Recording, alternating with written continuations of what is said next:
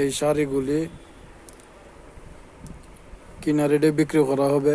যারা যারা নিতে ইচ্ছুক যোগাযোগ করুন। জগদীশপুর বাজার।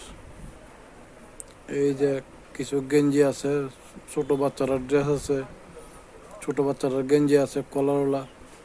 তারপরে কিছু প্লাজো আছে, গোল গলার গেঞ্জি আছে। যারা যারা নিতে ইচ্ছুক যোগাযোগ করুন। আমি নাম্বার দিয়ে দেব ডেসক্রিপশন বক্সে। আপনারা যারা যারা নিতে ইচ্ছুক যোগাযোগ করুন। এই র্যাক সহ বিক্রি করা হবে।